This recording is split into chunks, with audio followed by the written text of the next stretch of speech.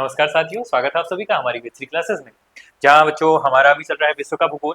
और विश्व के भूगोल में विश्व देखने से पहले आपको पता होना चाहिए कि आपकी स्थिति कहाँ है, आप कहाँ रहते हैं, किस तरीके से हमारा वातावरण बना हुआ है, मतलब हमारी पृथ्वी बनी हुई है। तो इसे जानने के लिए हम आज देखेंगे कि हमारी पृथ्वी का क्या है, गतियां कौन सी है, मतलब motion of earth. Motion of earth. तो मोशन ऑफ अर्थ देखने से पहले बच्चों मैंने आपको बताया था कि पृथ्वी जो हमारी है वो है कहाँ। ठीक है, तो मैंने आपको कहा था कि हमारा एक सूर्य है, सौर परिवार है। इस सौर परिवार का सबसे पहला ग्रह हमारा बुध है। बुध के बाद हमारा शुक्र आता है, फिर हमारी पृथ्वी आती है जो कि हमारा नीले ग्रह के नाम से भी जानी जाती है। तो तीसरे नंबर पे क्या है बच्चा, पृथ्वी, अर्थ बोलते हैं इसको। ठीक है, अब अर्थ है तो अर्थ के पास हम जानते हैं कि इसका क्रमवार कौन सी संख्या है, तीसरा क्रम में, और आकार में पांचवा। ये पांचवा ग्रह आकार में है कि नहीं है। तो ये चीजें मैंने आपको बताई थी। बाकी अब बारी आती है बच्चों कि अगर ये हमारे पास है, इसके पास तीसरा इसका क्रम है, तो ये सूर्य से दूर है, राइट। तो सूर्य से दूर है, तो तीसरे नंबर के ग्रह में हमने यहाँ पर देखना है कि हम अपने वातावरण में क्या क्या महसूस करते हैं। एक कि हमारे पास तो दिन और रात होते हैं, दिन और रात होते हैं, पहली घटना हम देखते हैं। दूसरा, हमारे मौसम परिवर्तन होते हैं। क्या परिवर्तन होते हैं, मौसम परिवर्तन होते हैं। अब ये मौसम परिवर्तन और दिन रात के पीछे जो काम है ये किस वजह से हो रहा है, तो पृथ्वी की गति की वजह से। किसकी वजह से, पृथ्वी की गति की वजह से। तो सर ये गति किस प्रकार से है, जरा इसको समझाइए। तो हम बात करते हैं यदि पृथ्वी की गति के बारे में, तो पृथ्वी की कितनी गतियां होती हैं, दो प्रकार की गतियां होती हैं। सर कौन कौन सी हैं ये दो गतियां। एक गति है हमारी घूर्णन, जिसे इंग्लिश में हम क्या बोलते हैं बच्चा, रोटेशन। ठीक है, और एक है हमारी दूसरी गति है रिवॉल्यूशन, ये इसको जिसको हम क्या बोलते हैं, परिक्रमण। परिक्रमण या परिक्रमा, ये क्या हो गया हमारा, रिवॉल्यूशन। रिवॉल्यूशन, ठीक है। अब ये सर घूर्णन और परिक्रमण में अंतर क्या है, या हमारा रोटेशन और रिवॉल्यूशन में अंतर क्या है। अब बच्चों आपको पता होगा कि हमारी पृथ्वी अपने अक्ष पर 23.5 डिग्री पर क्या है, झुकी हुई है। इसका अर्थ क्या कह रहे हैं सर आप, कि ये हमारी पृथ्वी है, ये हमारा इसका जो कक्षीय तल है, कक्षीय तल का मतलब जिस पर ये घूम रही है, ठीक है, जिस पर ये घूम रही है, इस पर ये क्या है, झुकी हुई है। ठीक है, अगर मैं इसको आधार रेखा लेता हूं, अगर आप लोगों ने गणित पढ़ा होगा तो गणित में आपने देखा होगा कि हमारे आधार तल से हमारा जो समकोण है वो कितने अंश पर बनता है, 90 अंश पर बनता है। तो उस 90 अंश पर हमारी पृथ्वी न होकर, क्योंकि इसका आकार जियोड है हम जैसे कह रहे आ रहे हैं, तो हमने कहा कि ये कितने अंश का कोण बनाती है, 23.5 अंश का कोण बनाती है। कहां से, अपने अक्ष से। इसे हम क्या कहेंगे बच्चा, अक्ष कहेंगे। अक्ष मतलब एक्सिस, इसे हम कहेंगे अक्ष कहेंगे। और इसे क्या कहेंगे, कक्षीय तल, ऑर्बिटल एक्सिस, कक्षीय तल। ठीक है ना, ऑर्बिटल एक्सिस, जिस पर ये घूम रहा है। मतलब अगर पृथ्वी घूम रही है तो अपने अक्ष पर घूम रही है, ये अक्षीय तल पर घूम रही है, ये इसका अक्ष, अक्षीय तल है, ऑर्बिटल एक्सिस है। ठीक है ना, तो इस तल पर घूमने के कारण हमने कहा पृथ्वी झुकी हुई है। तो जब ये घूमती है तो घूमते हुए इसका जो अपने अक्ष पर घूमना है, ये जो इसकी अक्ष है, इस अक्ष पर जब ये पश्चिम से पूर्व दिशा में क्या करती है, घूर्णन करती है। और हमारे पास आते हैं दिन और रात। इस घूर्णन की वजह से क्या होता है बच्चा, दिन और रात। ठीक है ना, घूर्णन की वजह से क्या होता है हमारा, दिन और रात। इसकी वजह से क्या होते हैं, दिन और रात होते हैं। अब जब ये दिन और रात हमारे घूर्णन की वजह से होते हैं तो पृथ्वी का घूर्णन किस दिशा में होता है। तो आप देखते हैं कि हमारा सूर्य उदय किस दिशा में होता है, पूर्व दिशा में, और सूर्य अस्त कहां होता है, पश्चिम दिशा में। तो जब आप देखते हैं कि हमारा जो सूर्योदय है वो हमारा पूर्व दिशा में है, सूर्यास्त हमारा पश्चिम दिशा में है, और ये हमारी उत्तर दिशा होगी और ये हमारी दक्षिण दिशा होगी। जब हम पश्चिम से पूर्व दिशा की ओर गति करेंगे, मतलब पश्चिम दिशा से पूर्व दिशा की ओर गति करेंगे, तब जाकर आप देखेंगे कि अगर इस स्थिति में अगर मैं इस तरीके से घुमाऊंगा तो सबसे पहले सूर्य का प्रकाश कहां पड़ेगा बच्चा, हमारे पूर्व दिशा में, अर्थात हमारे पृथ्वी के पूर्व दिशा में। ठीक है ना, तो पृथ्वी के पूर्व दिशा में हमारा सबसे पहले प्रकाश पड़ता है। तो हमारा पृथ्वी किस दिशा में घूमती है, उसका घूर्णन किस दिशा में है, तो पश्चिम से पूर्व दिशा में। उसी के साथ उसका परिक्रमण किस दिशा में होता है, तो वो भी पश्चिम से पूर्व दिशा में। समझ पा रहे हैं आप? अगर मैं इसी डायग्राम में आपको दोबारा से समझाऊं तो पृथ्वी अपने स्थिति पर इस तरीके से स्थित है। तो ये पश्चिम से पूर्व दिशा में कुछ इस तरीके से घूम रही है। ये पश्चिम है ना, और ये पूर्व हो गया। तो ये पश्चिम से बच्चों पूर्व दिशा की ओर घूम रही है। ये इस तरीके से घूम रही है, ये इधर की ओर ऐसे घूम रही है, ठीक है ना। ये इस तरीके से घूम रही है। ये तो इस तरीके से घूम रही है, तो यही हमारा क्या कारण कर रही है, दिन और रात। तो इससे हमारा घूर्णन क्या हो गया, पृथ्वी का अपने कक्षीय तल पर घूमना, वो हमारा घूर्णन हो गया, जिससे हमारे दिन और रात होते हैं। ठीक है। दूसरी आपकी गति कौन सी है सर, जो हमारा पश्चिम से पूर्व दिशा में सूर्य के चारों ओर लगने वाला जो इसका चक्कर है, इसी को हमने क्या कह दिया, इसको हमने कह दिया परिक्रमण। तो इसको आप लिखेंगे, क्या कहेंगे, सूर्य के चारों ओर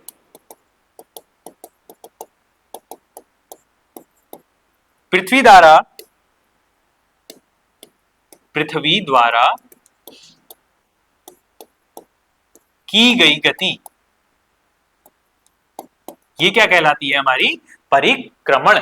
ये क्या कहला रहा है, रिवॉल्यूशन। अब इससे तो दिन रात हो गए, इससे क्या होता है हमारा, इससे हमारे मौसम परिवर्तित होते हैं। इससे हमारा क्या होता है, एक तो मौसम परिवर्तित होता है, ये चीज को आप ध्यान देंगे, ठीक है कि नहीं है। जैसा आपकी जनवरी होती है वैसा आपकी जून नहीं होती है, जैसा आपका जून होता है वैसा आपका सितंबर, अक्टूबर, नवंबर, दिसंबर, ये मानसून का सीजन नहीं होता है कि नहीं है। हर हम कहते हैं कि सीजन हमारे चेंज हो रहे हैं, हर महीने बदल रहा है, ठीक है। तो किस वजह से, पृथ्वी के परिक्रमण या रिवॉल्यूशन के कारण। अब जरा सर हम इसे समझना है कि ये है क्या। जब हमने कहा कि हमारा घूर्णन हो रहा है, तो पृथ्वी अपने अक्ष पर घूम रही है बच्चा, पृथ्वी अपने अक्ष पर घूम रही है। तो हमने देखा कि पृथ्वी अपने अक्ष पर घूम रही है, तो इससे हमारा कहां कहां पर इंपैक्ट पड़ रहा है। कभी सर हमारे यहाँ गर्म हो जा रहा है, कभी हमारे यहाँ पर सर्दी हो जा रही है। तो जरा इस कॉन्सेप्ट को समझते हैं, ये सर्दी गर्म होने का कॉन्सेप्ट क्या है। तो अभी तक तो आपको पता चल गया होगा कि पृथ्वी और सूर्य के बीच में संबंध किसका है, प्रकाश और स्थिति का है, ठीक है। अगला आपने देखा यहां पर आपकी पृथ्वी है, तो पृथ्वी जब आपके सूर्य के चारों ओर चक्कर लगा रही है, तो इस चक्कर लगाने में हमने क्या कहा, सबसे पहले इसका चक्कर लगता किस दिशा में है, चलो पहले इसको इसको इस तरीके से देखते हैं, ठीक है। जरा पहले इस तरीके से हम सबसे पहले नोट ही कर लेते हैं, चलो ठीक है। पृथ्वी सूर्य का, पृथ्वी अपने अक्ष पर, लिखो पहले अपने अक्ष पर पश्चिम से पूर्व दिशा में गति करती है। पृथ्वी का घूर्णन 24 घंटों में होता है, घंटे का होता है, जिसमें क्या होती है हमारी, दिन और रात होती है। तो ये क्या हो गया बच्चा, हमारा घूर्णन, ये हो गया हमारा रोटेशन, ठीक हो गया ना। इसके बाद आपसे पूछा जाएगा कि आपका परिक्रमण क्या है।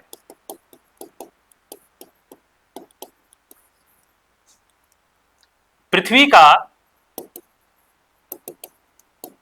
अपनी स्थिति से 365 दिनों में, 365 दिन और 6 घंटों में तय की गई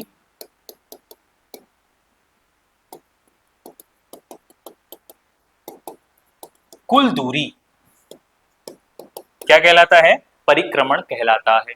तो ये चीज से तो आपको पता चल गया होगा कि पृथ्वी का, और जिसे हम क्या कहते हैं बच्चा, एक साल कहते हैं, यही हमारा क्या है, एक वर्ष है। और यही वर्ष के 6 घंटे 6 घंटे 6 घंटे एक साथ आते हैं, तो चौथा साल हमारा क्या मनाया जाता है, 366 दिन का, जो कि हमारा क्या है, लीप ईयर,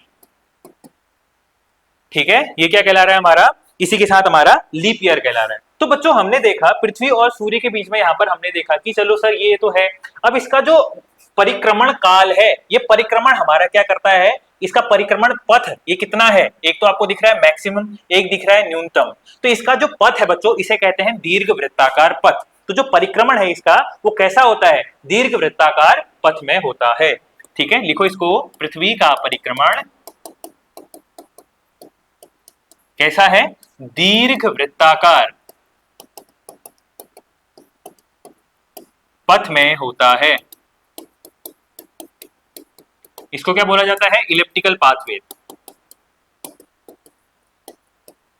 क्या बोला जाता है? Elliptical path. सर इसका मतलब क्या है? चलिए जरा इसका मतलब समझते हैं। जैसे मैंने क्या कहा, बीच में हमारा सूर्य है, ठीक है, सूर्य हमारा प्रकाश दे रहा है, ठीक है। अब जब मैं पृथ्वी को देख रहा हूं तो पृथ्वी इसके चारों ओर चक्कर लगा रही है, लगा रही है, ये तो सही बात है। हाँ सर, चक्कर लगा रही है। तो चक्कर कैसे लगा रही है? तो चक्कर लगाने के लिए क्या करती है? कुछ इस तरीके का पाथ अपना पूरा करती है, ठीक है ना, कुछ इस तरीके से अपना परिक्रमण पूरा करती है। तो इसमें बच्चों एक बार पृथ्वी यहां पर से चलना शुरू कर रही है, ये क्या है? पृथ्वी। अब उसी के साथ पृथ्वी एक बार यहां पर पहुंचेगी, क्योंकि 365 दिन में इसने पूरा सीजन चक्कर लगाना है कि नहीं है। फिर इसके बाद एक चक्कर लगता है इसका, कहां पर? हमारा यहां पर पहुंचेगा, क्योंकि ये पश्चिम से पूर्व दिशा की ओर इस तरीके से घूम रही है, ये घूम रही है ना। तो इसका फिर अगला पाथ कहां पर आएगा? यहां पर आएगा, फिर ये अपनी स्थिति दोबारा से प्राप्त कर लेगी। ये आपको समझ में आ गया होगा। तो जब ये अपनी स्थिति पर सबसे लंबा पथ पूरा कर रही है, तो ये पूरा परिपथ पूरा करने में इसको कितना दिन लगा? 365 दिन और 6 घंटे। ये मैंने आपसे कहा कि सूर्य के चारों ओर चक्कर लगाने में इसका लगा गया कुल समय कितना है? 365 दिन और 6 घंटे। ये मेरी बात थी। फिर इसके बाद आपने देखा कि सूर्य जब इस पर प्रकाश डाल रहा है, यदि मैं आपके सामने तेज प्रकाश करता हूं और आपके सामने सूर्य का अगर मैं लाइट करता हूं, तो आप क्या कहेंगे कि हमारे मुंह पर तेज लाइट आ रही है।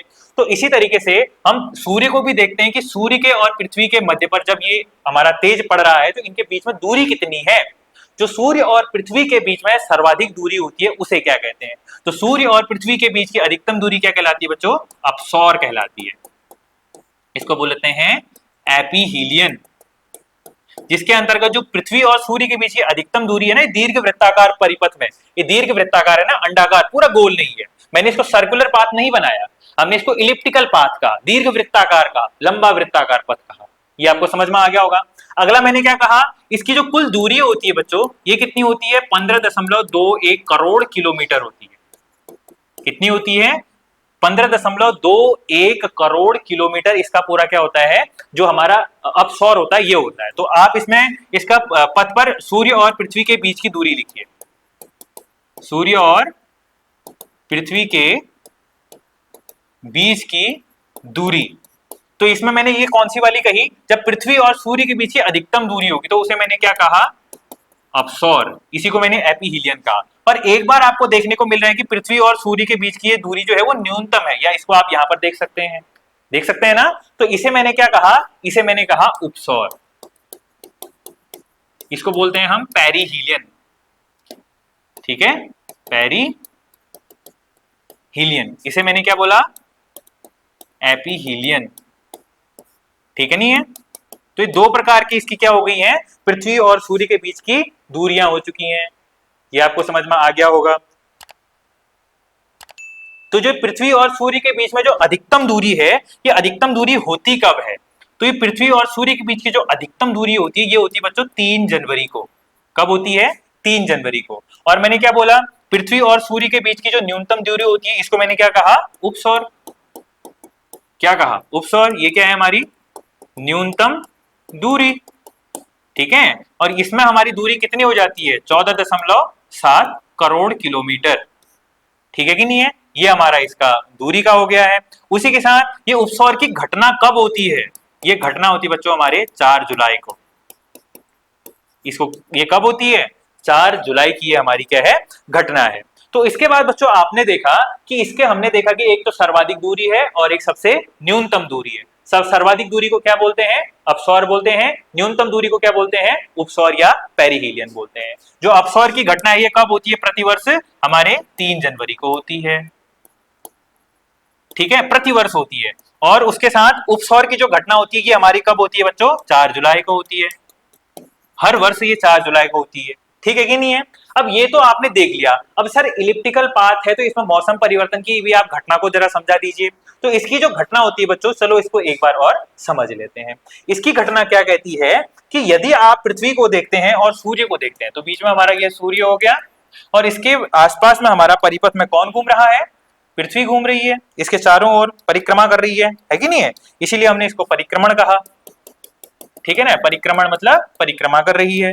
अब इसी को अगर हम देखते हैं तो सूर्य और पृथ्वी के बीच की जो दूरी है ये कुछ इस तरीके से इलिप्टिकल पाथ में चल रही है, है कि नहीं है? तो एक बार क्या होगा, पृथ्वी यहां पर चल रही है, पृथ्वी अपने रास्ते को यहां से चलाना शुरू कर रही है, ये हमारी कौन है, पृथ्वी है। और इसके बाद हमारा क्या है, यहां पर पहुंची, फिर एक बार यहां पर पहुंची और एक बार यहां पर पहुंची है। और जब हम इन्हें देख रहे हैं बच्चों, तो आपने ध्यान देना है कि पृथ्वी के पास अपनी अक्षांश रेखाएं भी हैं।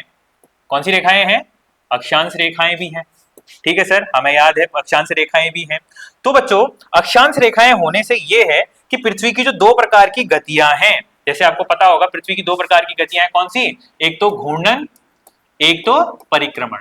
तो परिक्रमण और घूर्णन दोनों के दोनों एक साथ हो रही है, ये बात याद रखना है, दोनों के दोनों क्या हो रही, क्रियाएं एक साथ हो रही है। तो दोनों क्रियाओं में यहां पर हमने ध्यान देना है कि जब सूर्य का प्रकाश हमारा पड़ रहा है तो वो किस अक्षांश पर पड़ रहा है, ठीक है कि नहीं है? जब आपको मैंने कर्क रेखा और मकर रेखा के बारे में बताया था, तो कर्क रेखा को कर्क रेखा के तौर पर हम क्यों लेते हैं, क्योंकि कर्क रेखा पर क्या होता है, जब सूर्य का प्रकाश हमारा पड़ रहा होता है, तो एकमात्र हमारा जब सूर्य का प्रकाश पड़ रहा होता है हमारे कर्क रेखा पर, तो हमारा इस तरीके से आप कर्क रेखा मान के चलिए, कर्क रेखा होती कहां पर है, 23.5 डिग्री उत्तरी अक्षांश। तो सूर्य का प्रकाश महत्तम हमारा उत्तरी गोलार्ध में कहां तक जाता है, कर्क रेखा तक जाता है।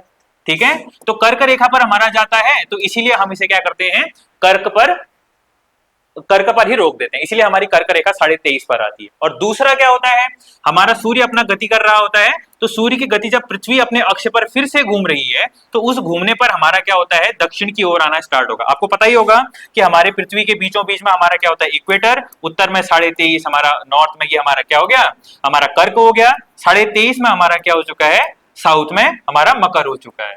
तो कर्क और मकर में क्या होता है कि सूर्य का प्रकाश एक बार जब लंबवत कर्क रेखा पर पड़ता है, तो वहां पर क्या होता है, हमारा हमारा ग्रीष्म आयनांत होता है। ठीक है, तो ये कब होता है कि जब सूर्य का प्रकाश कर्क रेखा पर 23.5 डिग्री उत्तरी अक्षांश, ठीक है ना, इस पर पड़ेगा लंबवत, तो इसे हमने क्या कह दिया, ग्रीष्म आयनांत। ग्रीष्म आयनांत का मतलब गर्मी,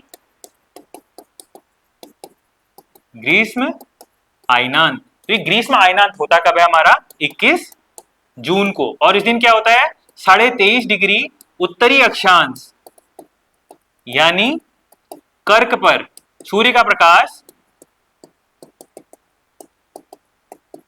लंबवत पड़ता है। कैसा पड़ता है, लंबवत पड़ता है। तो उसी दिन हमारा ग्रीष्म आयनांत होता है, मतलब उत्तरी गोलार्ध के लिए हमारा ग्रीष्म आयनांत होता है। और उसी दिन हमारा सबसे बड़ा दिन भी होता है। क्या होता है, सबसे बड़ा दिन भी होता है। जैसा कि आपको पता है 21 जून को सबसे बड़ा दिन होता है कि नहीं होता है, इसीलिए तो हम इंटरनेशनल योगा डे मनाते हैं। और इस दिन क्या होता है, उत्तरी गोलार्ध का सबसे बड़ा दिन। ये बात आप याद रखेंगे। फिर उसके बाद सूर्य अपनी गति निश्चित तौर पर कर रही है, चलिए आगे बढ़ रही है, पृथ्वी आगे बढ़ रही है, आगे बढ़ रही है, आगे बढ़ रही है, आगे बढ़ रही है। ठीक है, तो जब ये आगे बढ़ रही है बच्चों, तो पृथ्वी अपना घूर्णन कहां पर, सूर्य का प्रकाश अब तेज कहां पर पड़ता है, हमारे विषुव पर। विषुव का मतलब क्या होता है, 0 डिग्री पर, विषुवत रेखा पर या भूमध्य रेखा पर। कहां पर पड़ता है, भूमध्य रेखा पर। अब ये भूमध्य रेखा पर जिस दिन प्रकाश पड़ता है, तो ये डेट क्या है यहाँ पर, 21 सितंबर। 21 सितंबर को सूर्य का प्रकाश हमारा कहां पर पड़ता है, लंबवत हमारे विषुव पर पड़ता है। तो इसे क्या कहा जाता है बच्चों, हमारा विषुव कहा जाता है। तो अगला यहां पर नाम आता है क्या, विषुव। एक तो मैंने बता दिया ग्रीष्म आयनांत, एक आता है हमारा क्या, विषुव, जून को आया। और दूसरा मैंने ये विषुव, इक्विनॉक्स बोलते हैं इसको। इक्विनॉक्स कब आता है, तो ये आता है हमारा कब, 23 सितंबर को। कब होता है, 23 सितंबर को। इसमें क्या होता है, सूर्य का प्रकाश पृथ्वी पर लंबवत पड़ता है। क्या होता है, लंबवत पड़ता है। ठीक हो गया जी, एक विषुव हो गया। अभी ध्यान दीजिएगा, एक बार विषुव और आएगा। फिर उसके बाद क्या होता है, पृथ्वी अपनी घूर्णन पर लगी हुई है, इस तरीके से घूर्णन कर रही है। ठीक है सर, घूर्णन कर रही है। फिर उसके बाद क्या होता है, पृथ्वी जब भूमध्य रेखा पर पड़ती है, तो उसके बाद एक दशा ऐसी आती है कि जो सूर्य का प्रकाश है वो दक्षिण की ओर जा रहा है। कहां पर पड़ेगा, आप दक्षिण में 23.5 डिग्री दक्षिण, अंतिम रूप से लंबवत पड़ेगा हमारे कहां पर, मकर रेखा पर।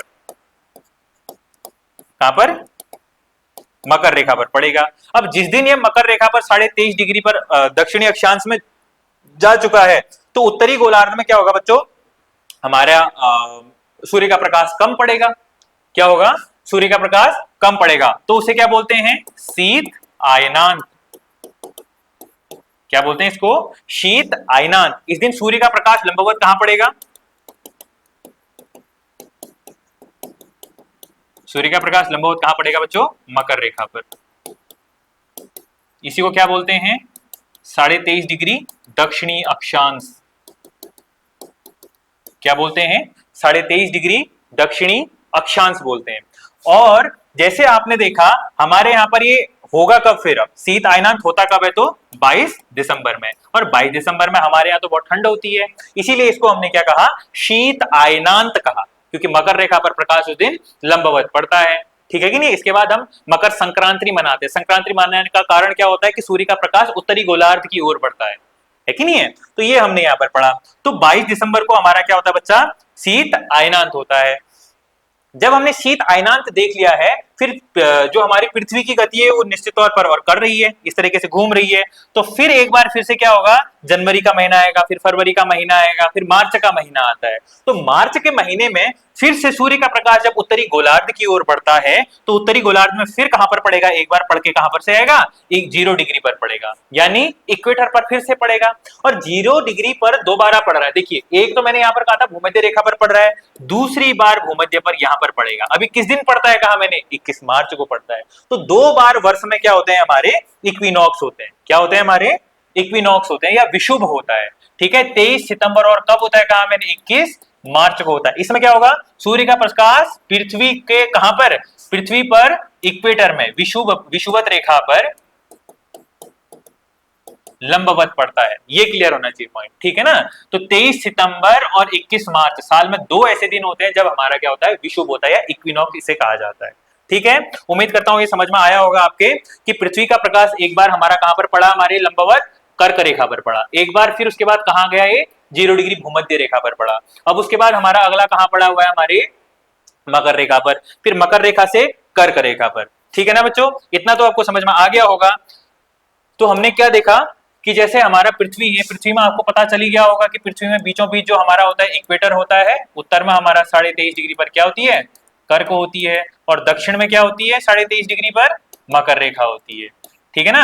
अब सूर्य का प्रकाश, अब आप मुझे बताएंगे, जैसे आप यहाँ पर लगाएंगे अभी कि ये सूर्य का प्रकाश है, ये सूर्य का प्रकाश जब हमारा विषुवत पर लंबवत पड़ता है तो इसे हम क्या कहते हैं बच्चों, विषुव कहते हैं। क्या बोलते हैं इसे, विषुव कहते हैं। और ये विषुव साल में 2 बार होता है। कब कब होता है, एक तो हमारा 23 सितंबर को होता है और एक 21 मार्च को होता है। ठीक है ना, क्योंकि पृथ्वी अपनी दिशा में क्या कर रही है बच्चों, घूर्णन कर रही है, अपने अक्ष पर घूम रही है। घूर्णन का मतलब होता है कि पृथ्वी जैसे ऐसी है तो पृथ्वी अपनी दिशा में क्या कर रही है, पश्चिम से पूर्व दिशा में इस तरीके से घूम रही है, पश्चिम से पूर्व की ओर घूम रही है। ठीक है कि नहीं है।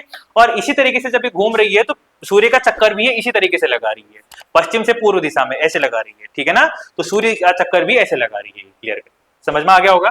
तो ये हमारा जब सूर्य का प्रकाश लंबवत इक्वेटर पर पड़ता है या विषुवत पर पड़ता है तो इसे हमने क्या कह दिया, इक्विनॉक्स कह दिया या विषुव कह दिया। अब फिर उसके बाद बारी आती है कि जब सूर्य का प्रकाश लंबवत, सीधा, लंबवत का मतलब होता है परपेंडिकुलर, लंबवत हमारा कर्क रेखा पर पड़ता है तो उसे हम क्या बोलते हैं, ग्रीष्म आयनांश, समर सॉलिस्टिक इंग्लिश में इसको बोलते हैं। ठीक है ना, ग्रीष्म आयनांत, या इसी को क्या बोलते हैं, समर सॉलिस्टिक। तो ये होता कब है, जैसा कि आपको अभी बताया था मैंने, कब होता है ये, हमारे यहां पर 21 जून को। और 21 जून को उत्तरी गोलार्ध का क्या होता है, सबसे बड़ा दिन। और ये क्या होता है कहा मैंने, उत्तरी गोलार्ध का सबसे बड़ा दिन। उत्तरी गोलार्ध का सबसे बड़ा दिन का मतलब जब आपके सर पर धूप तेज पड़ रही होगी, लाइट आप पर तेज पड़ रही होगी, इसका मतलब है कि आप पर प्रकाश ज्यादा पड़ रहा होगा, तो आप समय भी ज्यादा लगेगा उस पर, है कि नहीं है। पृथ्वी घूम रही है। फिर अगली बारी आती है बच्चों कि जब सूर्य का प्रकाश हमारा कहां पर पहुंचता है, दक्षिण की ओर आना स्टार्ट हो जाता है। तो ये हमारा 21 मार्च के बाद हमारा सितंबर आ गया, सितंबर के बाद हमारा फिर नीचे की ओर प्रकाश आएगा तो हमारा कहां पर आएगा, ये मकर रेखा पर। तो मकर रेखा पर जब हमारा सूर्य का प्रकाश पड़ता है बच्चों, ध्यान दीजिएगा, सूर्य का प्रकाश पड़ रहा है, ये सूर्य का प्रकाश कब पड़ता है, कहां पर पड़ रहा है, हमारी लंबवत, हमारे मकर रेखा पर। तो मकर रेखा पर लंबवत कब पड़ता है, हमारे 22 दिसंबर को। ठीक है ना, 22 दिसंबर को। इसी को मैंने क्या बोला, शीत आयनांत। इसका मतलब क्या है, विंटर सॉलिस्टिक। अभी दक्षिणी गोलार्ध की ओर जा रहा है, ये हमारा उत्तरी गोलार्ध, ये आपको पता ही होगा, ये हमारा उत्तरी गोलार्ध है कि नहीं है, आधा गोला, ये हमारा उत्तरी गोलार्ध है और ये हमारा दक्षिणी गोलार्ध है। जैसे ये वाला आपका दक्षिणी गोलार्ध है, आधा गोला, है कि नहीं है। तो दक्षिणी गोलार्ध पर इस दिन क्या होगा, दक्षिणी गोलार्ध का सबसे बड़ा दिन और उत्तरी गोलार्ध का सबसे छोटा दिन होगा इस दिन, सबसे छोटा दिन। आजकल आप नोटिस करते होंगे, अब दिसंबर या सर्दी के माहौल आने लग गया है तो हमारे दिन छोटे हो गए, रात बड़ी हो गई है। तो ये कहानी कहां पर चलती है, हमारे सूर्य का प्रकाश दक्षिणी गोलार्ध की ओर जाता है। इसका मतलब है सूर्य अपनी ही स्थिति पर है। आप ये मत लगाइएगा सूर्य इधर उधर ऊपर नीचे जा रहा है, नहीं, सूर्य अपनी ही स्थिति पर है। बस पृथ्वी के घूर्णन के कारण सूर्य का प्रकाश ऊपर उत्तरी अक्षांश या दक्षिणी अक्षांश की ओर जाता है, ठीक है। नहीं है, अक्षांश के बारे में मैंने पिछली वीडियो में आपको बताया था, तो आप वहां पर जाके विजिट करके देख के आइएगा, ठीक है ना। तो उत्तरी जो उत्तरी गोलार्ध है, उत्तरी गोलार्ध का सबसे छोटा दिन होगा इस दिन, ठीक है ना। हेमिस्फेयर बोलते हैं, नॉर्थ हेमिस्फेयर का सबसे छोटा दिन होगा। प्रकाश सबसे ज्यादा यहां पर पड़ेगा तो यहां पर कम पड़ेगा, है कि नहीं है। यदि आप इसको इस तरीके से मान सकते हैं, मान लीजिए सूर्य ये है और यहाँ पर एक आदमी खड़ा हुआ है और यहाँ पर दूसरा आदमी खड़ा हुआ है, यहाँ पर तीसरा आदमी खड़ा हुआ है, ठीक है कि नहीं है। तो सूर्य का प्रकाश सबसे ज्यादा किसके ऊपर पड़ेगा, हमारे जो उसके सीधे सर पर पड़ेगा जिसके प्रकाश, तो वही ये दक्षिणी गोलार्ध है, ठीक है। और यहाँ पर कम प्रकाश पड़ेगा, है कि नहीं, तिरछा प्रकाश जा रहा है कि नहीं जा रहा है, और ये क्या हो जाएगा, फैल जाएगा, स्कैटर्ड हो जाएगा, है कि नहीं है। तो यहाँ पर इसको आप मान दीजिए वह स्थिति जब इसमें एक बार जब सूर्य इसके ऊपर प्रकाश कर रहा है, किस पर, विषुवत पर, अगला कर रहा है किसके ऊपर, कर्क पर, जिसके ऊपर कर रहा है। तो जहां पर सबसे ज्यादा सूर्य का प्रकाश होगा वहां पर दिन सबसे बड़ा होगा, है कि नहीं है। और जब उत्तरी गोलार्ध में हमारा सबसे ज्यादा सूर्य का प्रकाश हमारे कर्क रेखा पर पड़ता है तो उसे क्या कहा जाएगा, हमारा ग्रीष्म आयनांत। और जैसे ही ग्रीष्म आयनांत इसे कहा जाएगा तो हमारा इसमें क्या होगा, सूर्य का प्रकाश हमारी उत्तरी गोलार्ध में सर्वाधिक होगा। दिन भी क्या होगा, सबसे बड़ा दिन क्या होगा, सबसे बड़ा, और उसी के साथ रात क्या होगी, सबसे छोटी। और सबसे छोटी रात यहां हो रही है तो सूर्य का प्रकाश दक्षिण में तो सबसे कम जा रहा है कि नहीं है। दक्षिण में सबसे कम प्रकाश जा रहा है तो दक्षिणी गोलार्ध के लिए ये 21 जून का जो दिन होगा वो कैसा होगा, सबसे बड़ी रात वाला दिन होगा, है कि नहीं है। उम्मीद करता हूं ये टॉपिक या पॉइंट आपको समझ में आ गया होगा, है कि नहीं है। ठीक है जी, अब ये समझ में आ गया तो इसको आप इस तरीके से भी समझ सकते हैं, जैसे हमारा सूर्य का प्रकाश आ रहा है, पृथ्वी अपनी दिशा में घूम रही है इस तरीके से, है कि नहीं है। ये यहाँ पर दिखाया जा रहा है कि ये पश्चिम से पूर्व दिशा की ओर घूम रहा है। अब ये पश्चिम से पूर्व दिशा की ओर घूम रहा है तो यहाँ पर क्या हो रहा है, सूर्य का प्रकाश तेज जा रहा है। ये कौन सा वृत्त है, मान लो इसे कहते हैं हम कर्क रेखा। तो कर्क रेखा पर जब सूर्य का प्रकाश सबसे तेज जाएगा, ठीक है कि नहीं है, तो ये दिन कौन सा हो गया बच्चा, 21 जून का। अब पृथ्वी क्या कर रही है, घूर्णन कर रही है और पृथ्वी का जो अक्ष है वो इस तरीके से टिल्ट हो चुका है, घूम चुका है पीछे की ओर। जब ये पीछे की ओर आ चुका है और सूर्य का प्रकाश जब हमारे कहां पर जाएगा, हमारे विषुवत पर आएगा। मान लीजिए ये विषुवत पर इसका प्रकाश, सूर्य का प्रकाश सीधा आ रहा है कि नहीं है। इस पर हमारा विषुवत पर ये 0 डिग्री इक्वेटर पर सबसे ज्यादा तेज प्रकाश आएगा जब ये टिल्ट कर लेगा, घूम जाएगा। तो यहाँ पर हमारा क्या होगा, 2 साल में 2 बार आता है, एक 21 सितंबर और एक 23 सितंबर और 21 मार्च को आता है। ठीक हो गया जी। अब इसके बाद हमारा अगला क्या आता है कि जो हमारा यहाँ पर कर्क रेखा है, यहाँ पर कौन सी है, मकर रेखा। अब इस मकर रेखा पर जिस दिन ये सबसे ज्यादा तेज प्रकाश डालेगा वो हमारा कौन सा हो गया, दक्षिणी गोलार्ध का सबसे बड़ा दिन हो जाएगा। तो ये हमारा क्या करता है, घूर्णन और परिक्रमण दोनों अपने आप में निर्भर करते हैं। तो घूर्णन की वजह से क्या होता है, हमारे दिन और रात, और हमारे परिक्रमण की वजह से क्या होते हैं, हमारे सीजन परिवर्तन होते हैं, मौसम परिवर्तन होता है। तो उम्मीद करता हूं कि इसका घूर्णन की गति आपको समझ में आई होगी, और ये जो मैंने आपको समझाया ये शायद आपको समझ में आ गया होगा। पृथ्वी के बीच में और सूर्य के बीच की जो सर्वाधिक दूरी होती है, अपसौर और उपसौर, ये उम्मीद करता हूं समझ में आ गया होगा। क्यों, क्योंकि पृथ्वी और सूर्य के बीच की जो परिपथ है वो कैसा है, दीर्घ वृत्ताकार है, ठीक है ना। इलिप्टिकल पाथवे है। इलिप्टिकल पाथवे का मतलब क्या होता है, वृत्ताकार परिपथ। तो उस वृत्ताकार परिपथ में घूमने के कारण इसका क्या होता है, दूरी एक बार सर्वाधिक होती है, एक बार दूरी न्यूनतम होती है। तो यहाँ पर तो ये पॉइंट समाप्त हो गया है। और इसके साथ हमारे जो दिन होते हैं वो 365 दिन 6 घंटे के होते हैं, और इन्हीं को कंटिन्यू 4 साल तक अगर हम जोड़ते हैं तो हमारा 366 दिन बन जाता है, जो कि लीप ईयर बनता है। ठीक है ना। तो ये हमारे यहाँ पर ये टॉपिक क्लियर हो चुका है। इसके बाद अगला मैंने रोटेशन और रिवॉल्यूशन को शायद आपको समझा दिया है, आपको समझ में आ गया होगा। और उसके साथ ये मैंने आपको पृथ्वी की स्थिति बता दी थी। इसी के साथ बच्चों हमारा ये गति का जो कॉन्सेप्ट है ये पूरा हो चुका है। और जाते जाते आप सभी को मैं इस चीज से इन्फॉर्म कराना चाहूंगा कि हमारा वेदसी क्लासेस में हमारे द्वारा आपके लिए वीकली 5 टेस्ट लाइव क्लासेस चल रही हैं, प्लस उसके साथ रिकॉर्डेड वीडियो लेक्चर आपके साथ चल रहा है, और पीडीएफ नोट्स और ई बुक्स आपको प्रोवाइड करवाई जाती है। साथ ही साथ एमसीक्यू प्रैक्टिस सेट जो कि आपके एग्जाम को टैकल कराने में आपको सबसे ज्यादा मदद करते हैं, और पीवाईक्यूज पीडीएफ के साथ आपको प्रोवाइड करवाई जाती है। साथ ही साथ मॉक टेस्ट भी आपको प्रोवाइड करवाए जाते हैं। तो आप हमारे चैनल पर विजिट जरूर कीजिएगा। वेदश्री चैनल वेदश्री जो ऐप है हमारा उसको डाउनलोड करिएगा, और साथ ही साथ मोर क्वेरीज अगर आपको कोई दिक्कत होती है तो नीचे दिए गए इस नंबर पर आप कॉल भी कर सकते हैं। बाकी आज के लिए इतना ही बच्चों, आप सभी का बहुत बहुत धन्यवाद। जाते जाते हमारे चैनल को लाइक करना, शेयर करना और सब्सक्राइब करना बिल्कुल मत भूलिएगा। आप सभी का बहुत बहुत धन्यवाद।